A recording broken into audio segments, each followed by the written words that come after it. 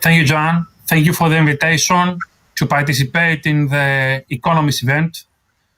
The COVID-19 outbreak has caused a health, social, and economic shock on a global scale. The consequences are multifaceted and great. European economies are shaking. In contrast with the financial crisis a decade ago, Europe has reacted to the coronavirus crisis quickly, collectively, as Mario mentioned before, taking important decisions and activated both fiscal and liquidity boosting measures. Fiscal targets and constraints and restrictions were lifting, giving the governments the necessary flexibility to take measures to tackle the crisis. The framework for state aid and public procurement became more flexible. The ECB has introduced the Pandemic Emergency Purchase Program, which was boldly strengthened yesterday, and has adopted a package of temporary collateral easing measures. Europe activated a safety net for states, employees, and businesses through the ESM Pandemic Crisis Support, the SURE program to subsidize employment, and the Pan-European Guarantee Fund from the EIB to strengthen business liquidity. Indeed, Europe has found a mix of drugs to relieve pain, but not the coronavirus vaccine. This could be the proposal of the European Commission to create a new recovery instrument, the Next Generation EU. This proposal is sufficiently ambitious, dynamic, and decisive, and at the same time flexible, realistic, and in line with the challenges we are facing. It is rational, fair, and growth-friendly. Since it is mainly based on grants rather than loans, it gives every member state the opportunity and the flexibility to draw its national strategy. It includes common borrowing, and it emphasizes on sectors that are important for Europe's future. What is now important is to do our best in order to put aside differences and disputes to reach an agreement concerning the final form of the new instrument, to make funds available the soonest possible, and to make the best use of them in order to reset our economies and become stronger, more productive, and more competitive. In Greece, since the beginning of the COVID-19 crisis, the top priority of the government was to protect human life and public health, and then to support households and enterprises in order to tackle the consequences of the crisis.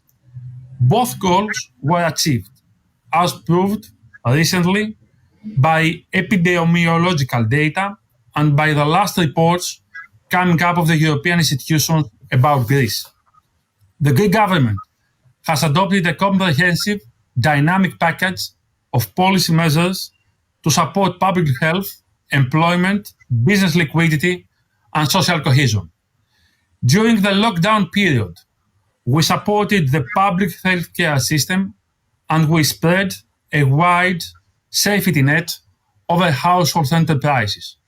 This included a special compensation for employees, professional and businesses affected by the crisis, tax and social security deferrals, and of course, additional employment benefits. Overall, the government has tackled the burden of the whole economy's functioning, supporting 2 million citizens. In the next phase, during the gradual restart of the economic activity, the government has continued to support households and businesses, while also paying emphasis to boosting business liquidity through national and European instruments and funds. For instance, in this context, more than 51,000 businesses, mostly small and medium-sized, have received a repayable advance payment. In the current phase, the third phase of the crisis, that of the progressive recovery of the economy until October, we are acting on three pillars. we continue and we expand employment support measures, including a new short-term mechanism based on the SURE program. We further boost business liquidity, and we implement targeted measures for sectors more severely affected by the crisis, such as tourism, food service, sports activities, culture, air transport, maritime transport, etc. Finally, in the fourth phase, that of the reformation of the economy, the goal is to regain the dynamics it had developed before the health crisis. The more the economy stabilizes and restores, the more opportunities we will have to launch policies with more permanent characteristics so that the country can continue from where it was before the pandemic. We will take advantage of the conclusions from the Recovery Fund, investment in the fields of green economy, digital transformation, extroversion, research and development, which are included in our strategic plan for economic development. In conclusion, the government has designed and is implementing policies to stabilize and restructure the economy following the sudden shock of the pandemic.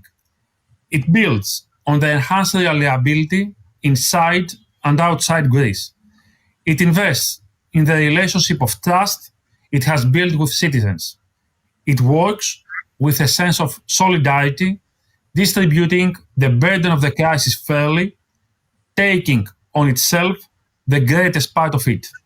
It creates the conditions for confirming the predictions for a strong recovery next year, so that, as soon as possible, to restart the recovery from the point where we left it before the health crisis. Thank you. Thank you